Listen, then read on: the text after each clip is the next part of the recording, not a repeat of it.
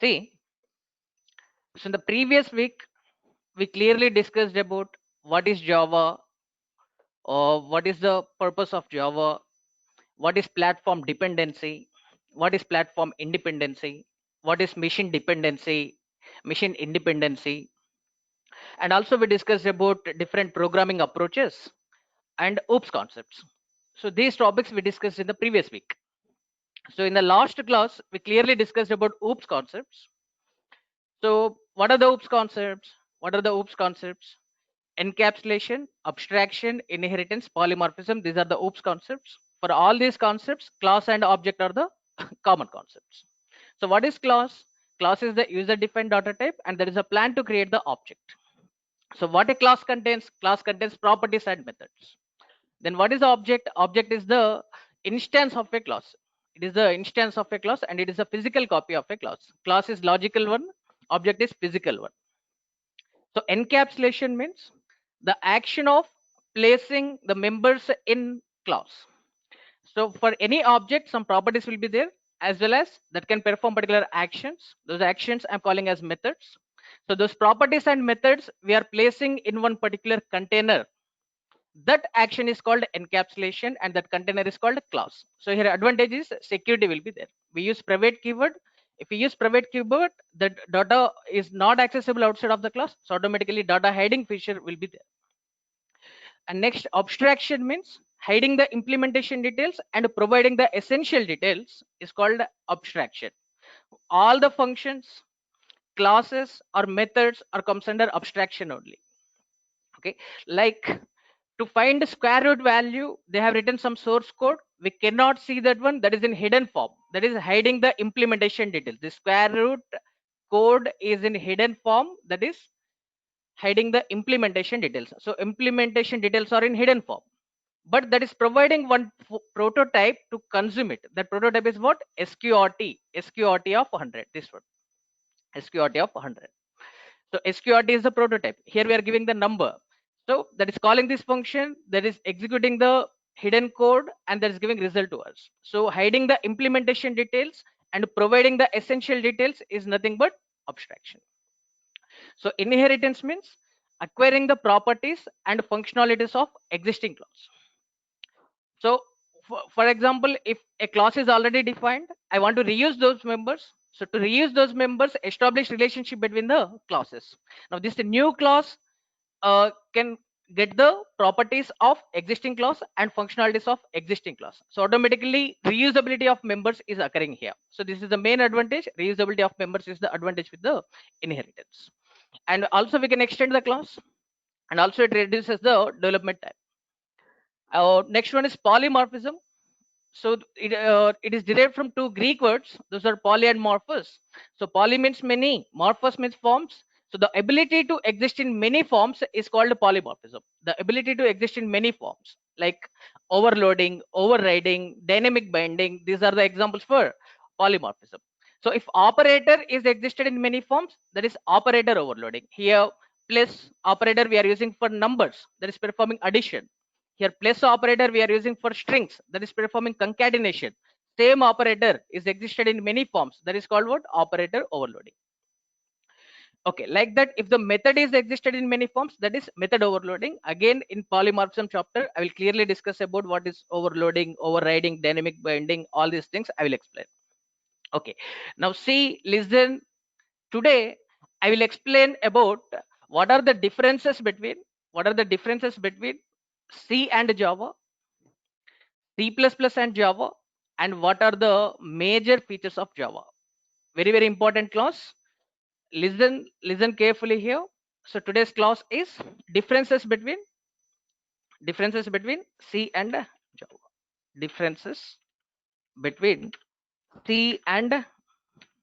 Differences between C and Java. So this is the topic. Now listen. So here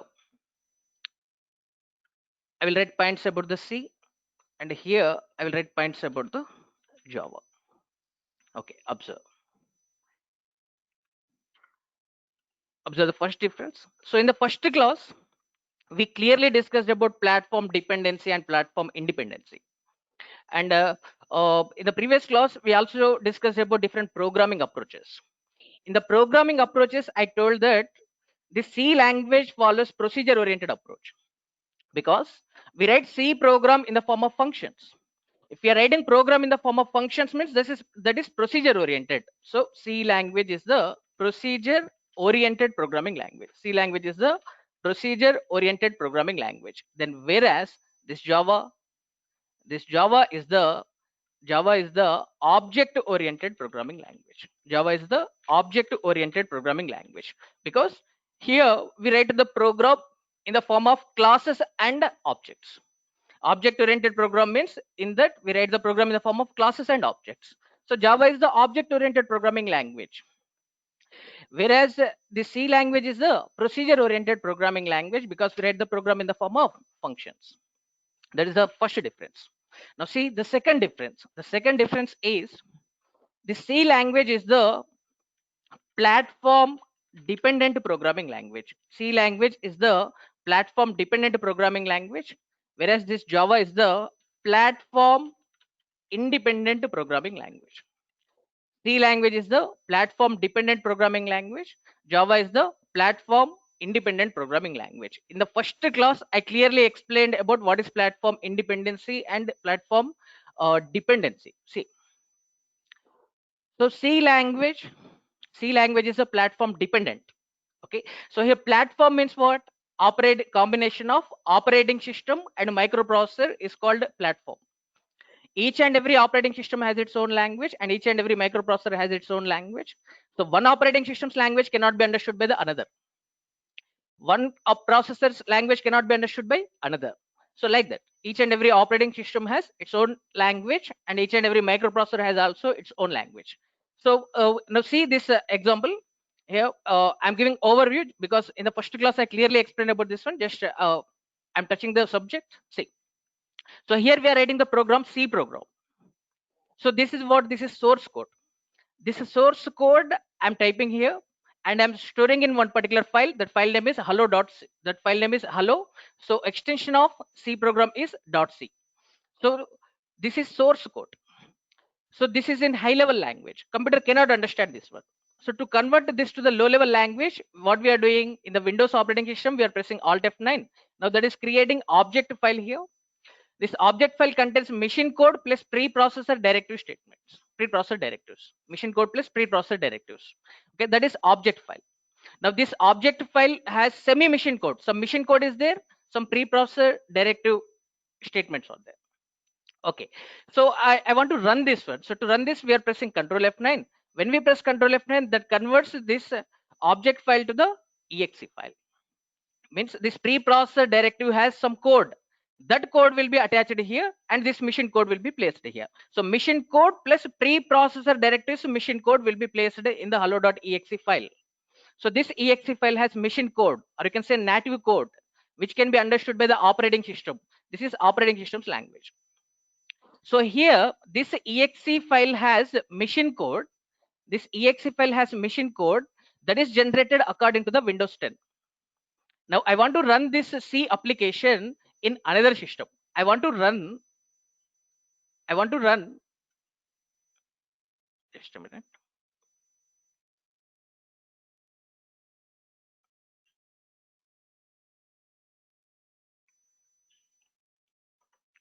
So I want to run this C application in another system which has same operating system. If same operating system is there, just simply place exe file. Now you can run, because this exe file has Windows 10's native code. Windows 10's native code can be understood by Windows 10 directly. So you can place that exe file and you can run. Okay, whereas I want to run the same application in another operating system. In such type of cases, if you place this exe file, you cannot run. So with this, we can understand that the C program is the C language. See, the C application is the platform dependent. It is depending on operating system. If same operating system is there, you can run. If different operating system is there, you cannot run. So this is platform dependent, whereas Java is the platform independent. In the Java, what is happening here? We are writing Java program, that is source code. That code is in I'm storing with the name hello.java is the extension of Java program. So this source code cannot be understood by the computer. We have to compile this one. For compiling, I'm using Java C command. Now, when we compile, that transfers the source code to the byte code, not machine code. In the C language, that source code will be directly converted to the machine code. Whereas in the Java, this source code will be converted to the intermediate code. That intermediate code I'm calling as byte code. Okay, so it takes main methods class name as the file name here, and dot class is the extension of bytecode file. So when this bytecode can be understood by JVM only. This bytecode can be understood by JVM only. So JVM stands for Java Virtual Machine. It is the software to run the Java applications. JVM is the software to run the Java applications. So that JVM translates this bytecode to the machine code. When we use Java command, that starts JVM.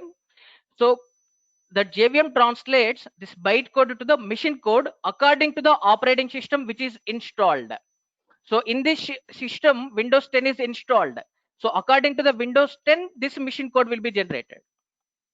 Now this Java application, I want to run in another system which has Windows 10. So just simply take this bytecode file and place here. Now can we run this one? Yes, we can run. But to run this, we must install what? We must install the JVM. We must install JVM because JVM can only understand this bytecode. So JVM converts that bytecode to the machine code according to this Windows 10 operating system in this system. Now same Java application I want to run in this system which has Linux. Now what we will do, we place this bytecode file in this system. Okay. Now JVM translates this bytecode to the machine code according to the Linux. According to the Linux operating system, this machine code will be generated. So you can run. So now this system has Unix operating system. Then also you can run. Just simply we are placing this bytecode file. Now JVM translates this bytecode to the exe. So who is the responsible to run the Java application? JVM. Who translates bytecode to the machine code? JVM. So here the point to understand is Java is not depending on operating system. You can run Java application on any operating system. So that's why we are calling this as the platform independent. But remember one point, this JVM is the platform dependent. JVM is the platform dependent. This Windows 10's JVM, this Linux JVM may not be same. Now this JVM software is different. This JVM software is different. So this JVM is the platform dependent, whereas Java language is platform independent. Java language is platform independent. JVM is platform dependent. Remember that one. So with this, we can clearly understand that this C is the platform dependent and Java is the platform independent. Now see, the next difference is the C language is the machine dependent programming language. C language is the machine dependent programming language, whereas Java is the machine independent programming language. Java is the machine independent programming language. So what is the meaning of this word? So machine dependency means the application developed in C language can run on computer only. In the C language, we are developing the software. That software can run on computer only. You cannot run on any other devices. Like in the smartphones, you cannot run C language application. The application developed in the C language, you cannot run on mobile. You cannot run on a router like that. So C program we can run on computer only. So that's why it is called machine dependent. Whereas Java program, we can run on any machine. The main intention of Java is this platform independency and machine independency only. Write once, run anywhere. That is the main goal of the Java. Write once, run anywhere. Write once, run anywhere. So that is possible. That is possible because of these two reasons. Because of platform independency and machine independency, we are writing Java application only for one time, but that you can run on anywhere. That you can run anywhere. So machine independency means this Java software you can run on any machines like computer or personal digital assistants, smartphones, tabs, routers, Blu-ray DVD players, etc. So like this on billions of devices we can run the Java application, but C application we can run on computer only. So this is the difference between C and Java. And now see the next feature. Listen carefully. uh, the C language supports to the user defined data types. It supports to the user defined data types, like struct is the user defined data type, and union is the user defined data type, and enumeration is the user defined data type. So Java supports to enumeration, but Java does not support to the structure and union. See, in the Java, they removed so many unwanted concepts. In the Java, they removed so many unwanted concepts, so many confusion topics they removed in the Java. Okay, so they made this Java as a simple programming language. So to make this Java as a simple programming language, they removed unwanted concepts like structure concept, union concept. They removed in the Java. So Java does not support to the, okay, here I'm writing cross marks, means Java does not support to the structure and union, whereas C supports to structure and union. Okay, so this C language has a typedef keyword. Typedef keyword is there in the C language. Typedef keyword is there in the C language. That is easy to give alias name for the data type. If you want to give alias name for the data type, we can use typedef in the C language, whereas that is not available in the Java. So Java is not providing any typedef keyword. And like that, the C language is providing storage classes like auto storage class, means local variable. External storage class means global variable. Okay, register storage class means that will be stored in special memory location. See, alias name means another name. Alias name means another name. Someone is asking about alias name. See, let me explain about alias name. See here, very simple, very simple. Here I'm defining one data type here, that is student. That is student, struct is student. So to define the structure, we are using which keyword? Struct keyword. So like class is the collection of members. So like class, structure is also collection of members. So class is the user defined data type, like that. Structure is also user defined data type. That, but the difference is in the structure we can place only properties. You cannot place the methods. Whereas in the class you can place properties as well as methods. Class can have properties as well as methods, whereas this structure can have only properties but not methods. So I'm defining the properties here. For the student, for all students, I want to create S1, S2, S3, such type of student objects. So for all students, common properties are what? For example, rule number. Okay, is name. So char name of 20. So here we defined our own data type. That data type name is the data type name is struct student. The data type name is struct student. Okay, I want to give alias name for this struct student. I want to give alias name for this struct student. So for that, what I am doing is, so type def. So what is the data type here? Struct student is the data type. Okay, it is looking so lengthy here. So here lengthy name is there, struct student. So we are writing two words here, and that is looking some lengthy. I want to make this as short, simply std. I want to use like this only. I want to make this as short, std. So wherever you are writing std now wherever you are writing std, now see, just a minute. So wherever you are writing std, internally that takes that as struct student. Internally that takes that as struct student. So here your struct student is the data type.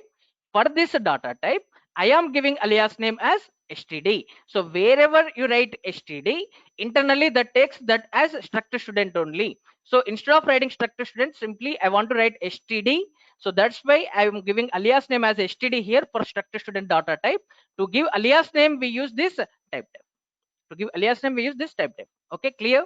I hope you understood. Okay, so that is type def in the C language. That is type def in the C language. Okay, next, listen carefully. In the C language, uh, in the C language, just a minute. uh, that is providing storage classes like auto storage class, external storage class, register storage class. Such type of storage classes are removed from the Java. Such type of storage classes are removed from the Java. So Java is not providing these storage classes. Storage classes are not there.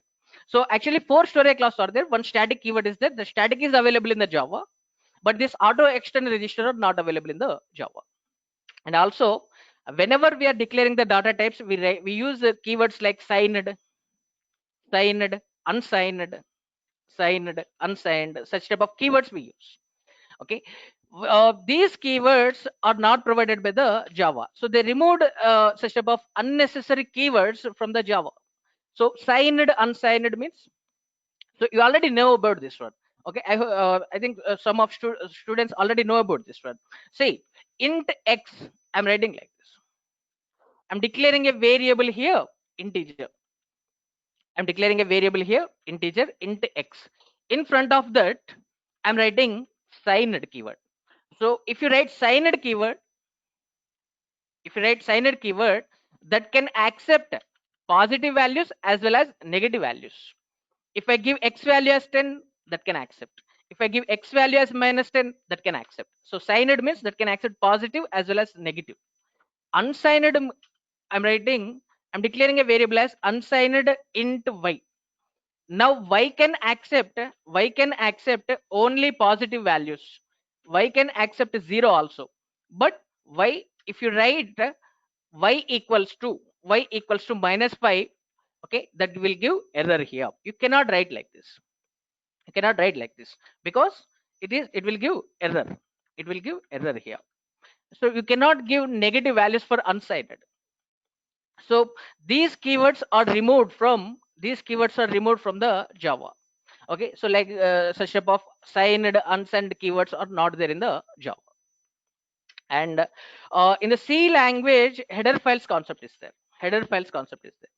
So what is a header file? Header file is a collection of predefined functions. Header file is the collection of predefined functions. Header file is the collection of predefined functions.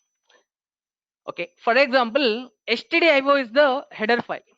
Stdio is the header file. In the stdio header file, they have defined some functions like printf function, scanf function, getC function, putC function. So all these are what? These are the predefined functions. So these predefined functions are defined in the header file. So this header files concept, they removed from the Java and they introduced another concept, that is packages concept. They introduced another concept. What is that one? Packages concept. So whereas here package is the collection of predefined classes. Package is the collection of predefined classes and interfaces. It is a predefined collection of predefined classes and interfaces. So collection of predefined classes and interfaces called packages. So this packages concept is introduced. C language means only functions. So that set of functions, that set of predefined means already defined, that set of predefined functions, they placed in one particular file. That file we are calling header file. That header files concept is supported by C, whereas in the Java they removed this header files concept and they introduced packages concept here. Here package is a collection of predefined classes and interfaces. So what is interface? I will explain in the interfaces chapter. Don't worry about that one. Okay, next one is, next difference is, in the C language, we can declare the global variables. So outside of all functions, if you are declaring a variable means that is the global variable. See, I'm writing int x equals to 20 here. I'm writing int x equals to 20. I'm defining one function 1 here. This is function 1. Like that, I'm defining another function, function 2. I'm defining another function, function 3. In all these functions, I can access this x variable. So this x is the global variable. This x is the global variable. So whereas I am declaring a variable in the f1, okay, int y equals to 20. Here y is the local variable. Y is the local variable. I can use within the f1 only. I cannot use in f2 or f3 here, whereas this x is a global variable that we can use in the f1, f2, f3. So because of these global variables, some security problems may occur. So that's why they removed this global variables concept from the Java. So Java does not support to the global variables concept. Java does not support to global variables concept. And like that, pointers concept is there. So C language supports to the pointers concept. In the pointer arithmetic concept is there. If we know the address of one member, if we know the address of a daughter, or we can access next data by using pointer arithmetic. So with that, several security problems may occur. So due to that reason, they removed this pointers concept from the Java. So due to the pointer arithmetic, several security problems may occur. So that's why they removed this pointers concept from the Java. Remember one point, in the Java, implicit pointer concept is there, no explicit pointer concept is there. Internally machine uses the addresses to access the data, but we don't know what is that address. We cannot use pointers concept, we cannot hold the addresses like that. So explicit pointers concept is not supported by the Java, whereas C supports to the explicit pointers also. So this pointers concept they removed from the Java. So these are the differences between C and Java. So to say more differences, like the C language provides go-to control structure, whereas this Java does not provide go-to control structure. So go-to means that jumps from one location to another location. So with that, some confusion may occur to the programmer.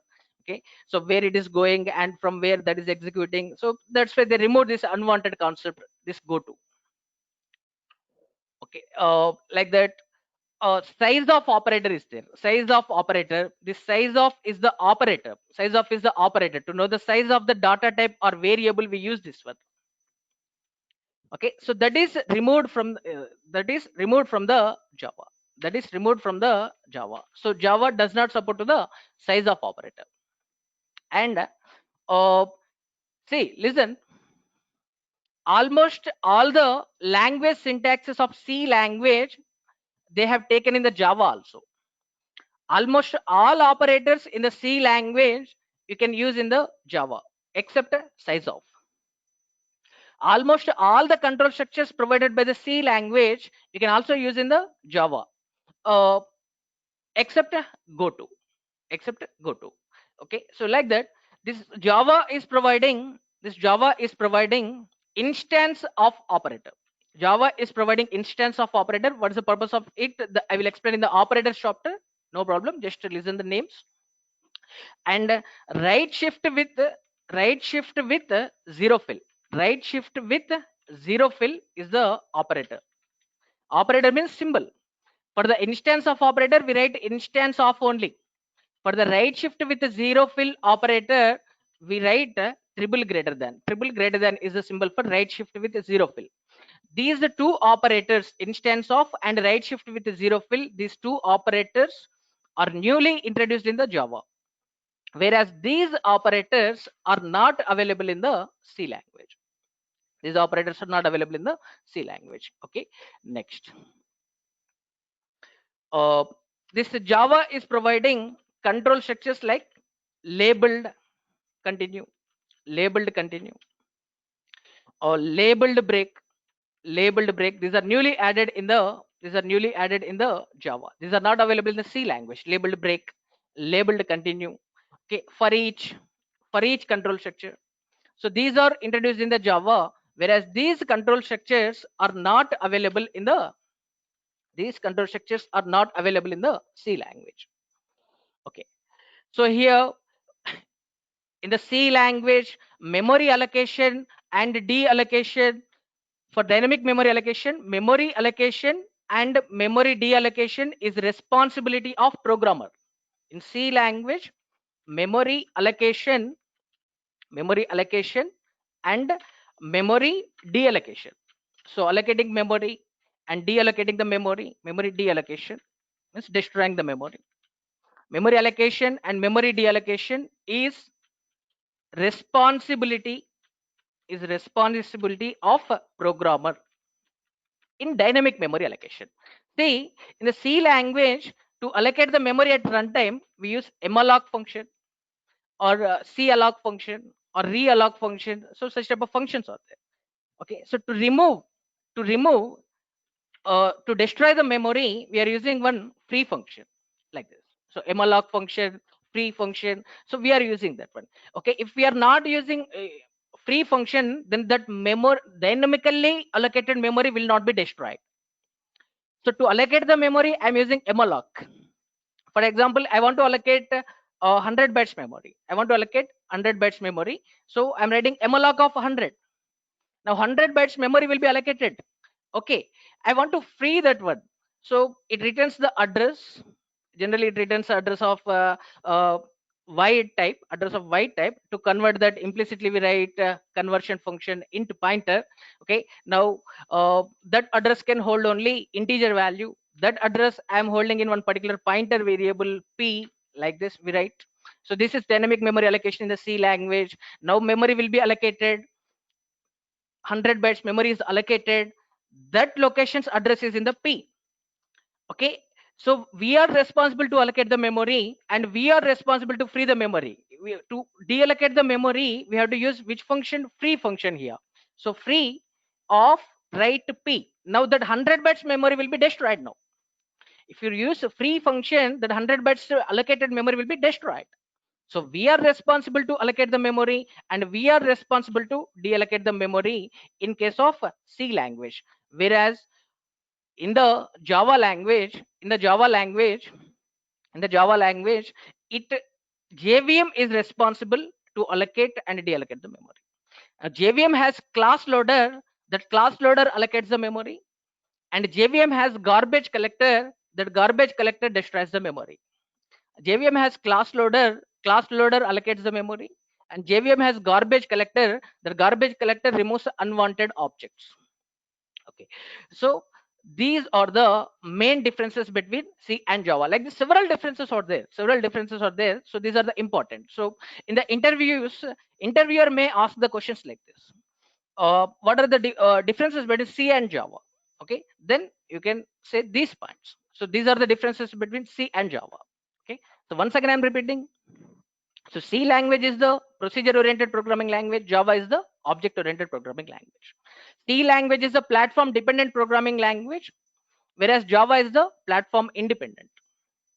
Means C, so the application developed in C can run on same operating system. We cannot run on different operating system. Whereas this Java application, you can run on any operating system. The C program we can run on computer only, machine dependent. Java software, the application developed in Java, we can run on any machines like smartphones, computers, or PDAs, routers. So it is machine independent. C supports to structure union user defined data types. Java does not support to it. C language supports to type def keyword. Java does not support to it.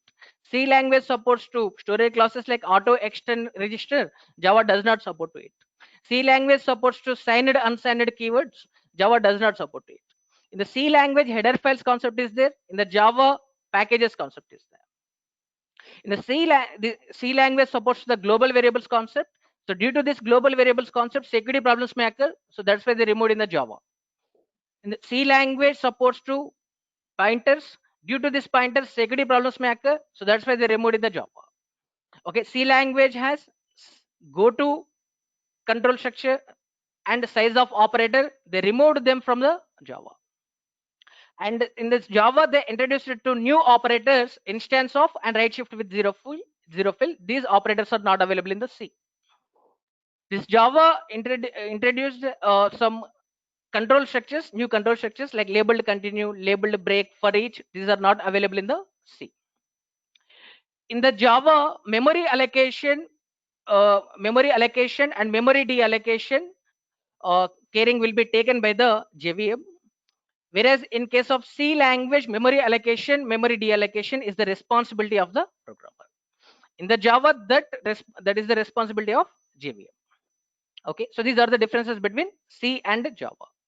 Okay, now see here, see the differences between C++ and Java. Differences between C++ and Java. Listen, observe here. Uh, So here I'm writing points about. So topic name is differences between differences between C++ and Java. Differences between C++ and Java. See, here I'm writing points about C++. And here I'm writing points about Java. So some differences you already know. Some differences already you know. Listen carefully here. The C++ is the object oriented programming language. The C++ is the object oriented programming language, whereas this Java is the pure object oriented programming language. Java is the pure object oriented programming language. So C++ is the object oriented programming language, whereas Java is the pure object oriented programming language. So what is the meaning of pure here? So pure object oriented means what? You already know about object oriented. I clearly explained in the programming approaches that object oriented programming language means what?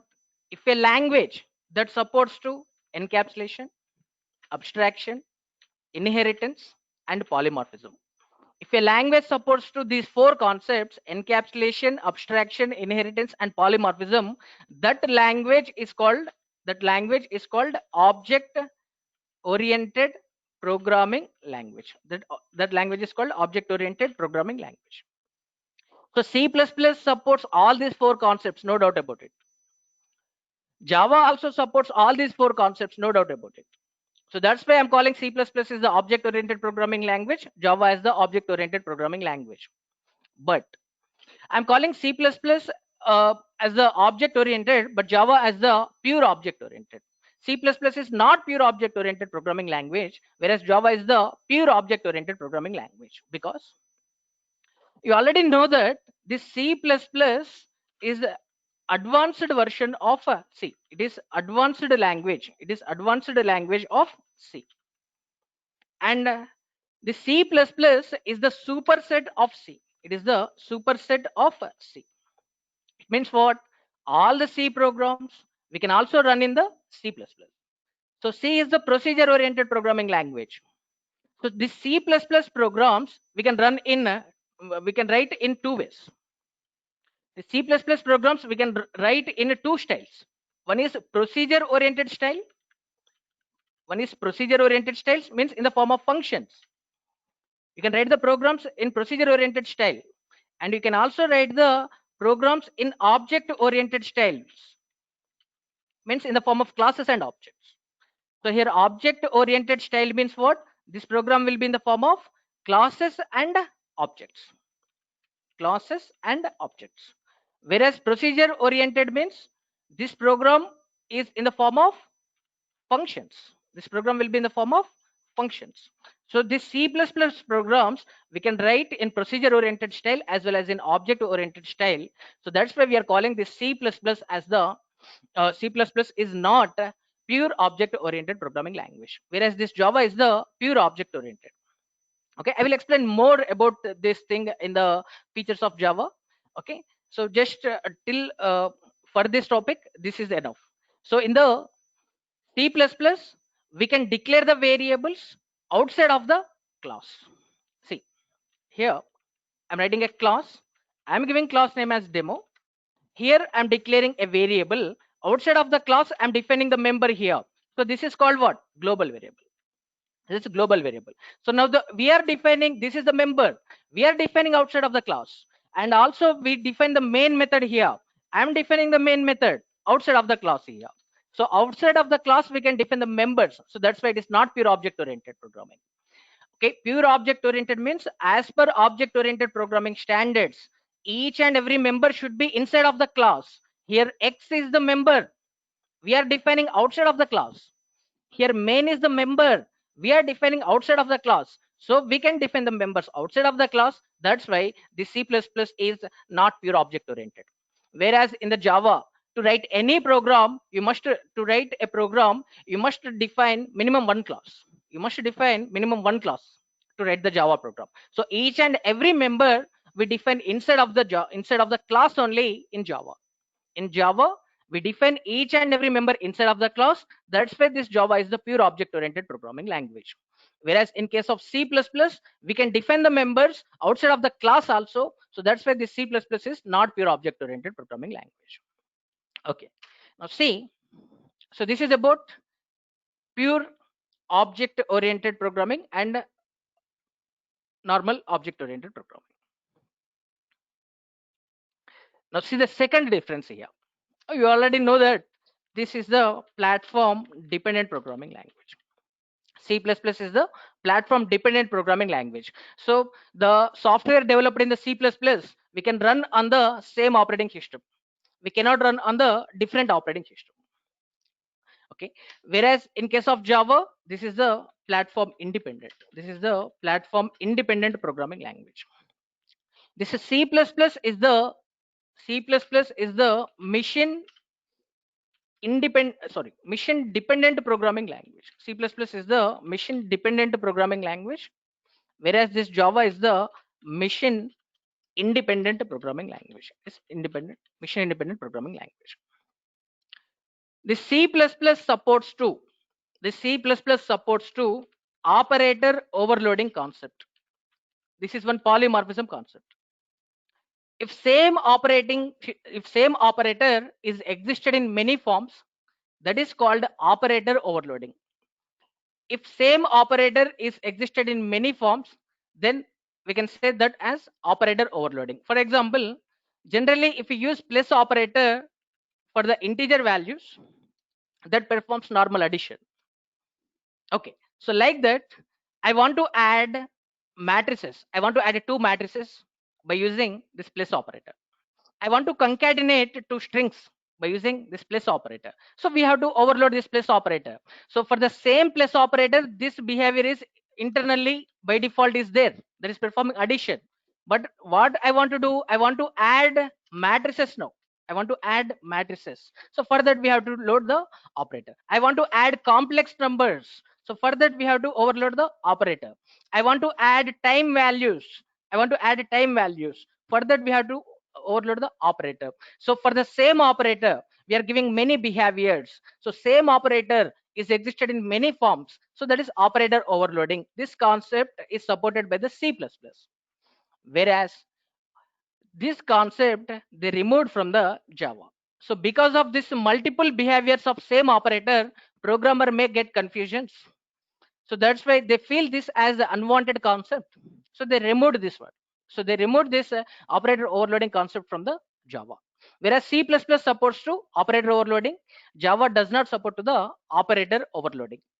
Okay. So the same task we can achieve by using the methods also. So that's why they didn't focus on it. Okay, so unnecessarily some confusions may occur to the programmer. So that's why they removed this operator overloading concept from the Java. And next difference is this C++. This C++ supports to the multiple inheritance concept. The C++ supports to multiple inheritance concept, whereas this Java does not support to the multiple inheritance concept. So C++ supports to the multiple inheritance concept, whereas this Java does not support to the multiple inheritance concept. In the inheritance, two types of inheritances are there. In the inheritance, two types of inheritances are there. See here. So first type is single inheritance. Second type is multiple inheritance. Now assume that this is a class. This is another class. This class name is class A. This class name is class B. So I'm establishing relationship between this B and A. I'm establishing relationship between this B and A. I'm establishing relationship between these two classes. Now A is the parent class, this B is the child class. Now how many classes derived from one class? One class only. So this is single inheritance. So this is called what? Single inheritance. Then what is multiple inheritance? So multiple inheritance means if here this class A has how many child classes? One child class. Class B has how many parent classes? One parent class. If a class has one parent class, that is called single inheritance. If a class has multiple parent classes, that is called multiple inheritance. For example, this is class A, and this is class B, and this one is class C. So here this class C is derived from this class A, and this class C is derived from this class B. So here this one is the class A. This one is class B. This one is class B, and this one is class C. So here this class B has how many parent classes? One parent class. If a class is derived from one class, that is single inheritance. If a class is derived from multiple classes, that is multiple inheritance. Here class C is derived from class A and class B. If a class is derived from multiple parent classes, that is multiple inheritance. If a class is derived from one class, that is single inheritance. So due to this multiple inheritance, with single inheritance no problem will be there. Due to this multiple inheritance, some problems may occur, like naming ambiguity problem may occur. So due to this multiple inheritance, naming ambiguity problem may occur. So how it will occur? Observe carefully here. For example, here, listen. For example, here I'm defining a method with the name M1 in the class A with the same name, with the same method name, with the same signature, with same return type. I'm defining another method in the class B. So class A has M1 method. Class B has also same method, M1 method. Okay. So now M1 method, same method is defined in the class B. So here method name is same, and also signature is same, and also return type is same. So same method we defined in two different parent classes. In such type of situations, one problem may occur. That problem is called naming ambiguity problem. So how we access them? Generally in the C++ or in the Java, just first we create the object. How we create the object I will explain later, no problem about this. Okay, so I'm creating the object for the C class here. This C is the child class. So generally mostly we create object for child class because this child class can access this parent members as well as its own members. So that's why in inheritance mostly we create object for child class. So here I'm creating object for child class here. Now this child class object can access parent class members, that we already know about that one. Child class object can access parent class members. This C is the child class. The C is the child class. It can access A members as well as B members. Now, if you write like this, obj dot with the help of object, I'm calling M1 method. Now observe carefully here. Here we are calling which method? M1 method. The C is derived from class A as well as class B. With the help of class C object, I'm calling M1 method. Now what will happen? Compiler will get confused. That has to call this M1 method or that has to call this M1 method. Now here confusion is occurring. Okay, that confusion is called ambiguity. Ambiguity means confusion. So naming, this confusion is occurring due to the same names. So that's why this problem is called naming ambiguity problem. So this problem is called what? Naming ambiguity problem. Once again, I'm repeating. C++, C++ supports to multiple inheritance. Java does not support to the multiple inheritance. So due to the multiple inheritance, one problem will occur, that is naming ambiguity problem. If different names are there in two different parent classes, no problem will occur.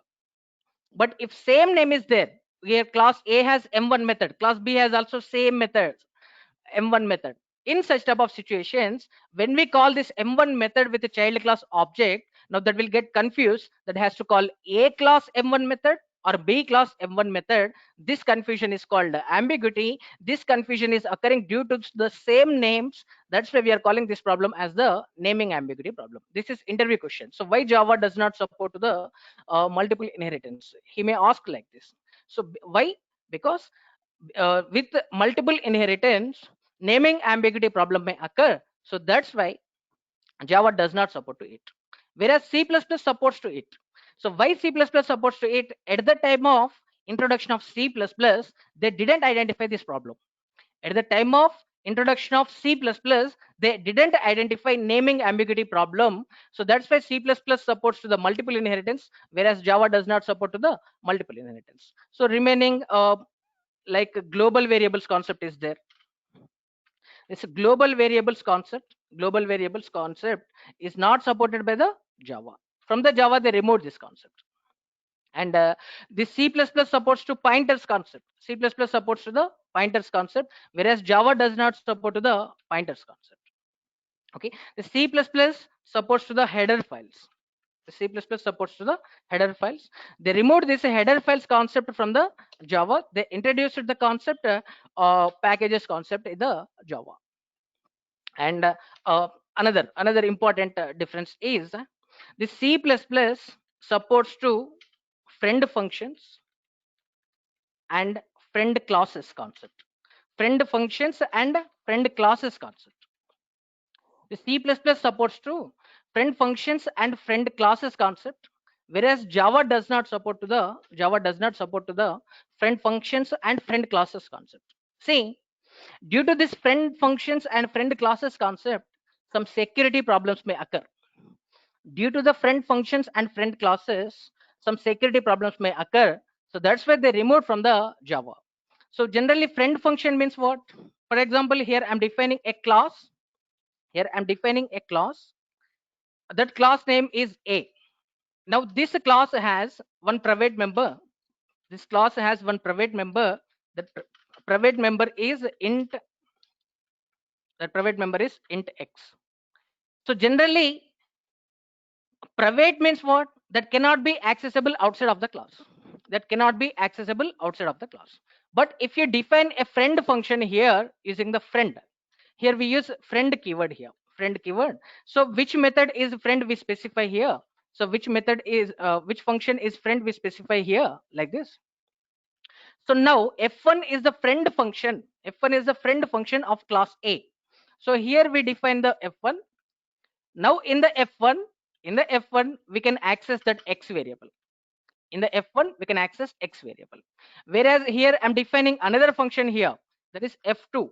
This f2 is not friend. F2 is not friend of this class A. F2 is not friend of class A, and f1 is a friend of class A. So this friend function can access this private variable here.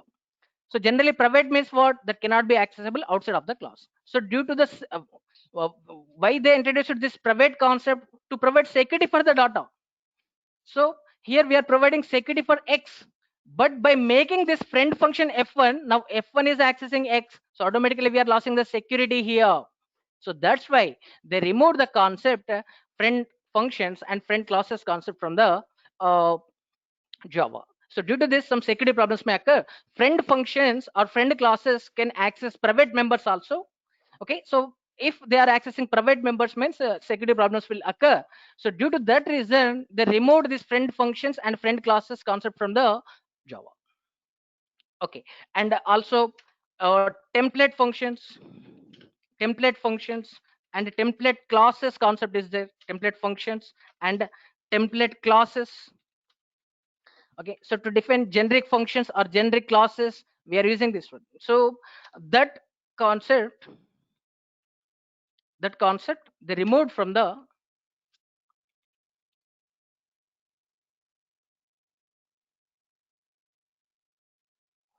okay, so that concept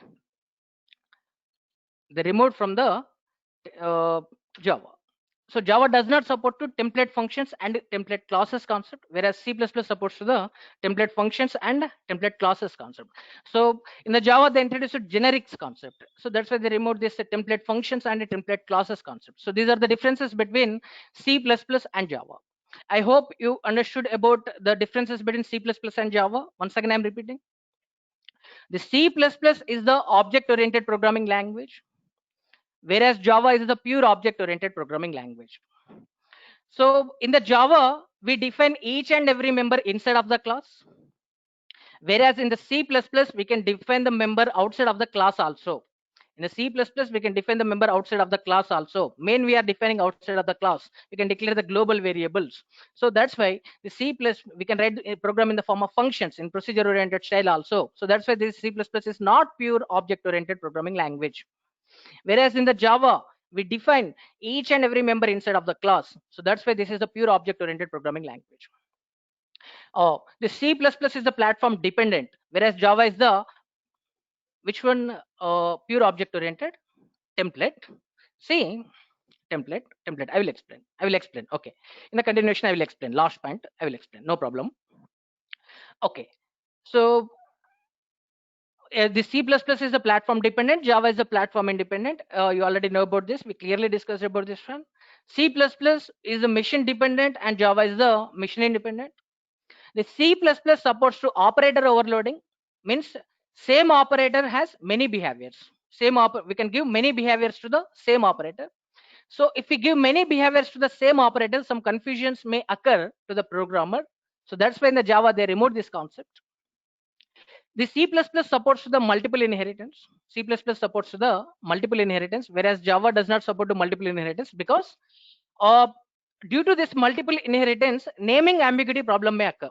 Naming ambiguity problem may occur. If same method is defined in many parent classes, then automatically naming ambiguity problem may occur. So that's why they removed this from the Java. And global variables, C++ supports to global variables. Due to this global variables concept, security problems may occur. That's why they removed from Java. Next, pointers in the C++ supports to pointers. In the Java does not support the pointers because security problems may occur due to these pointers. C++ supports to header files, whereas Java supports to the packages. In the C++, friend functions and friend classes concept is there.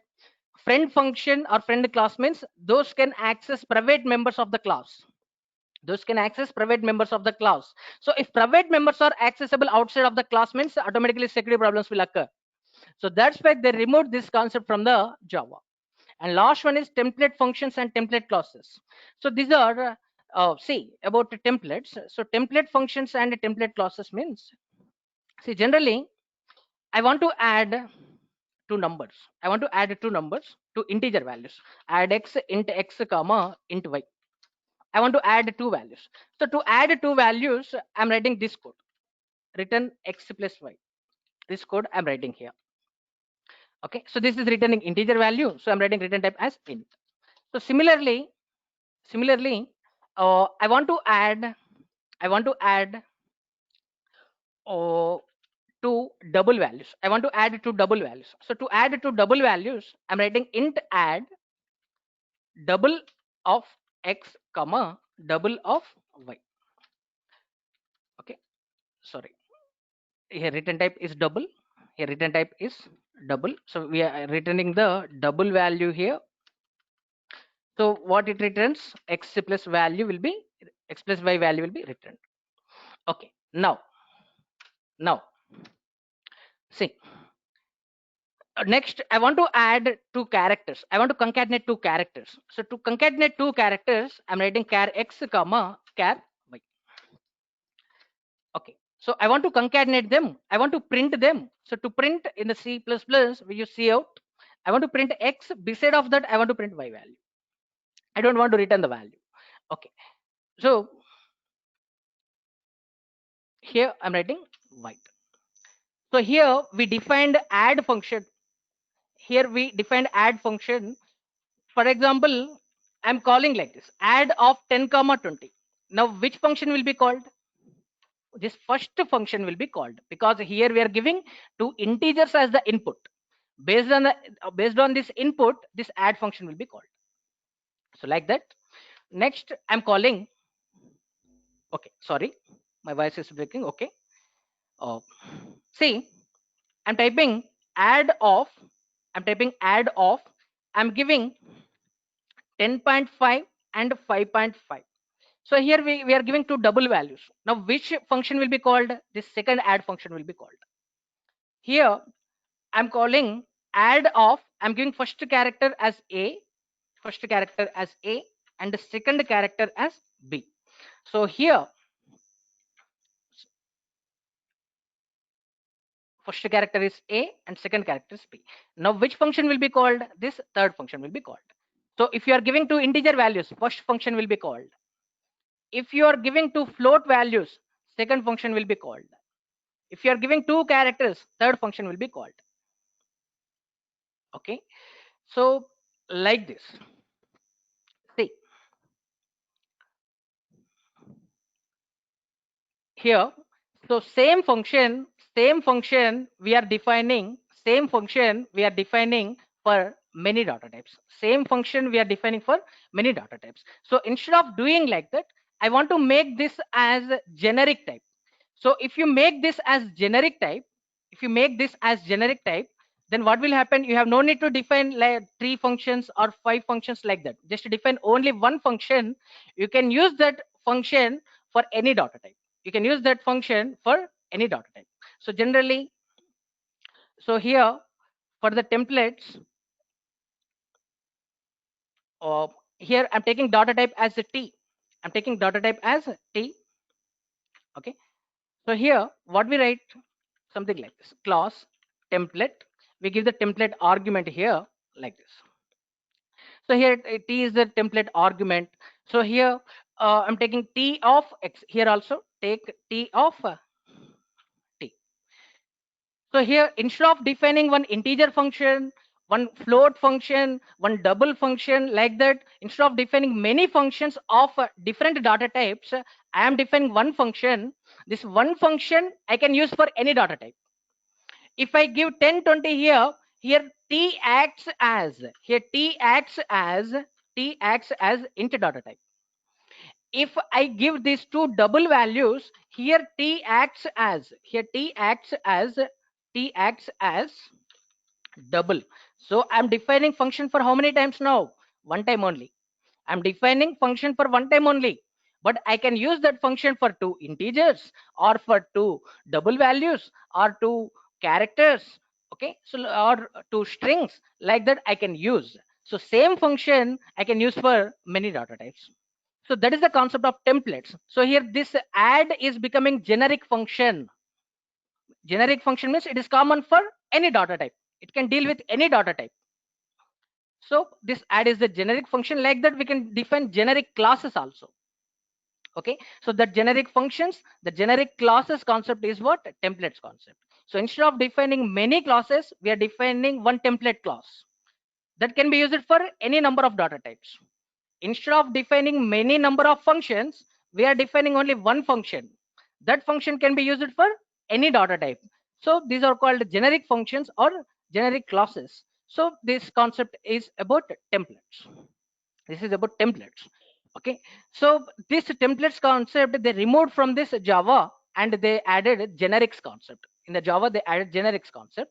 They removed this template functions and template classes concept. So that is about templates. I hope you understood. Krishna Prasad, you asked this done. For generic, so you are not writing to simplify the coding. To simplify the coding, we are using the template. That is the purpose of this one. To simplify the coding. Okay, here you are not defining many functions. Here you are defining only one function. That function can be used for many data types. So that is the advantage here. Same function you can use for int, same function you can use for double, same function you can use for char, same function you can use for string. So instead of defining four functions of different data types, I'm defining one function here that can be used with that can be used with any data type value. So that is the advantage. So it simplifies the code. To simplify the code, they introduced this templates concept in the C++. Okay, that modified in the Java, they modified as the generic. Yes, yes. So I will explain. I will explain in the generics concept. Okay. So now the time is 8:40. Okay. So I stop here. So today just we discussed about what are the differences between C and Java and C++ and Java. I hope you understood about the differences between C and Java, C++ and Java. Okay. In the next class, I will explain about features of Java. Very, very important concept. Very, very important concept. This is features of Java. In the next class, I will explain about this one. Okay. So today I'm stopping the session here.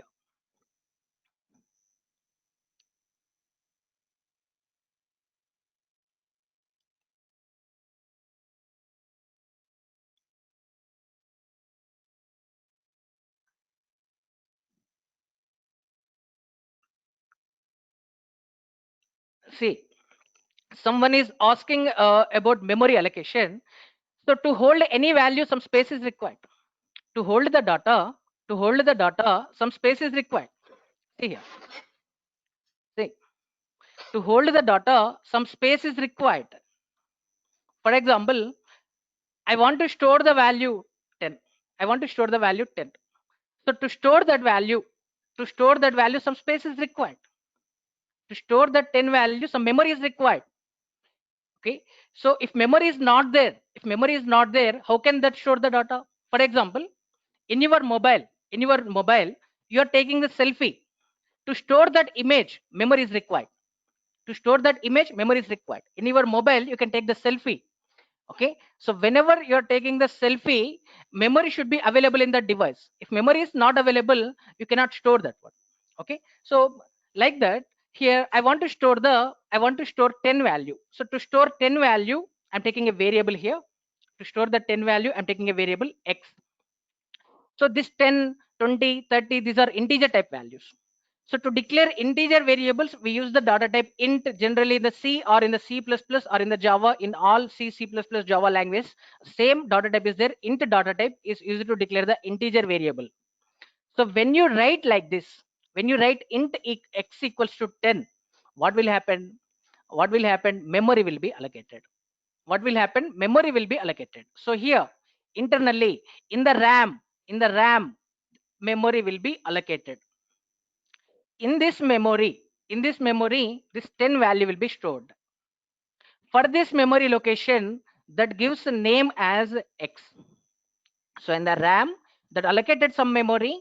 Okay, in the Java, for integer, that allocates 4 bytes. In the C or C++, some compilers allocates 2 bytes memory, some compilers allocates 4 bytes memory. So take this as the Java example. So if you write int x equals to 10, that allocates 4 bytes memory in the RAM. In the RAM, 4 bytes memory will be allocated. For that memory location, that is giving name as x. Okay, so whenever we want to access the data in this memory location, we use the name x. So for identification purpose, we are using this name here.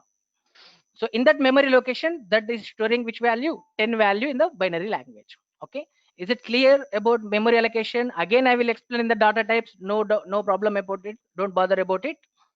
Okay, uh, ask some more doubts. If you have any doubts, ask. Malloc.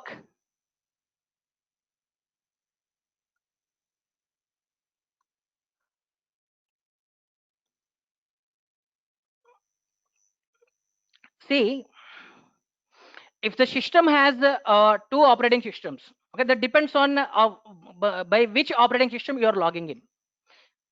That depends on by using which operating system you are logging in. Okay, so this malloc, cloc, that is not that much important. Those are used to allocate the memory at runtime. Those are used to allocate the memory at runtime. So this is a static memory allocation. Int x equals to 10 means this is static memory allocation. Means at compilation time memory will be allocated. When you press alt F9 key at the compilation time, this 2 bytes memory will be allocated in the C language. Okay, in the C language, I don't want a 2 bytes memory, that is fixed size. 2 bytes memory means that is fixed size. If you don't want fixed size memory, okay, I want 50 bytes memory, or I want to allocate 100 bytes memory. I want to allocate memory based on my choice. In such type of situations, we use the function malloc. In such type of situations, we use the function malloc. Okay, so malloc of 100 means that allocates the 100 bytes memory. So overloading and overriding, I will explain in the polymorphism topic clearly about overloading and overriding. Don't bother about it. There is one special session in the polymorphism. I will clearly discuss how many overloading types are there, and in the overriding what will happen. Okay, I will explain clearly.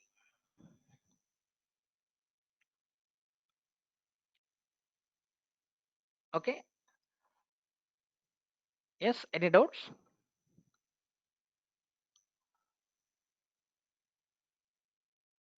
See, calloc means if you want to allocate group of bytes, if you want to allocate group of bytes, you use calloc. If you want to allocate group of bytes like array, array means array is the set of elements. Array is the set of elements. Okay, for one element, I want to allocate the memory array malloc of 100. So like that, I want to allocate memory. I want to allocate memory for 5 elements. I want to allocate memory for 5 elements. I write like this: 5 comma 100. For each element, 100 bytes memory will be allocated. So for 5 elements, 500 bytes memory will be allocated. So that is calloc. Okay, not that much important. Okay. For dynamic memory allocation, we use this one. So for group of elements, we use calloc.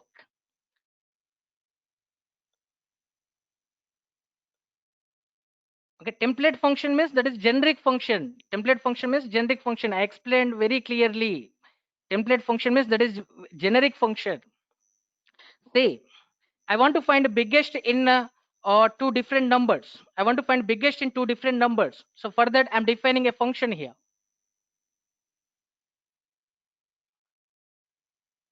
Yeah, malloc and calloc both are in C only. Both are in C. So I want to find biggest in two different numbers. Observe here. I'm explaining once again about template function. Someone is asking. If you don't have doubts, you can leave the room. No problem. Our session is over. If you don't have doubts, you can leave. Okay. If you want to listen, you can listen. See, I want to find biggest in two different numbers. So for that, if x, I'm writing the condition x greater than y. This is what? This is a condition. So if x is greater than y, if this condition is true, x is big, otherwise y is big. Okay. So now this is the function to find the biggest in two integer values. Now, can I use this function to find biggest in two float values? No, I cannot. For example, I'm calling like this: big of, big of, big of. I'm writing 10 comma 20. Big of 10 comma 20. Okay. Now that returns biggest value. That is what? 20. No problem at all. For example, I'm writing like this: big of 10.5 comma 20.5. Now these are what? These are the float values. Okay, these are the double values. Okay, they may not be holded by these data types, so it will not return. So like that, I am giving character values. Big of, I'm giving first character A and the second character Z. I'm giving first character A, second character Z. In the A and Z, which one is the biggest one? It cannot find that one. Okay, so for that, for the float and for the char, again you have to define how many functions here. Two functions. This is the function. This is the function for float value or double value. This is the function for double value. This is the function for double. And like that, define another function to capture two characters. To capture two characters. So here, take this as the character. Okay. So like this, for same code is there in each and every function. If you observe here, same code is there in each and every function. Okay, but data type is different. Here say code is same, but data type is different. Only data type is different. Okay, so for three different data types, you are defining three different functions here. So instead of defining these three different functions, we define one template function here. We define one template function here. So big of, we define template argument in the above. We write like this: tx comma ty. Now this t can act as integer when you pass integer values. This t can act as double when you pass double values. This t act as character when you pass character values. So here we are defining three functions. If you follow this one, it increases length of code. If you follow this one, only one function we are defining. That function you can use for integer, that you can use for double, you can use for characters also, you can use for strings also. So that is the advantage here. It reduces the length of code that is common for any data type. You can give any input, this function will be generated. Instead of taking t, if you pass integer value, that takes that as int. If you pass characters, that takes that as char. That's it. This is template functions. I hope you understood. Okay, shall I stop the session? Any doubts? Shall I stop the session? Okay. Here I'm stopping the session. Tomorrow I will explain about what are the features of Java. Okay, thanks to all. Thanks to all. See you tomorrow. Krishna Prasad, what is platform dependency? See,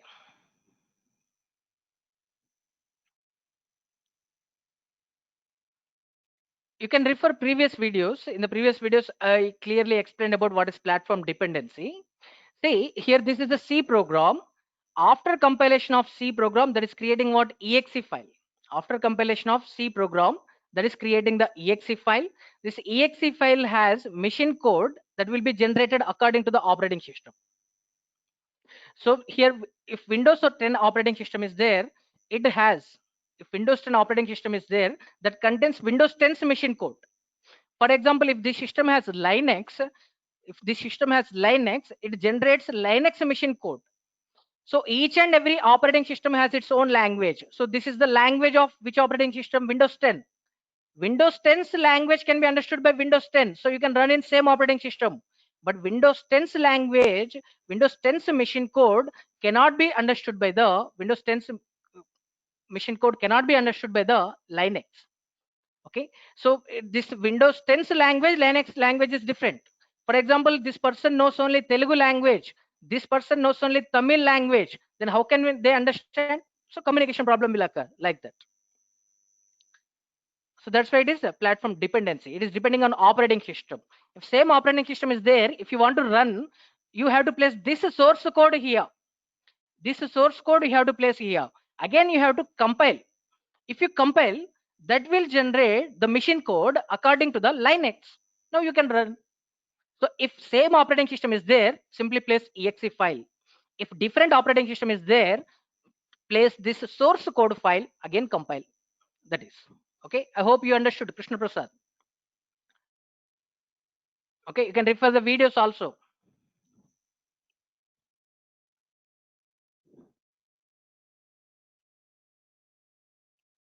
Yes. Yes, it will give same output. It will give same output. That feature is called portability feature. It will give same output. I will cover in the features of Java. It will give same output on any machine. It will give same output. That may be mobile, that may be router, that may be computer, that may be PDA. On any machine, it gives same output. That is portable. Yes. Okay. Shall I stop the session? Yes. This is called a platform dependency. If that is depending on operating system, that is platform dependency.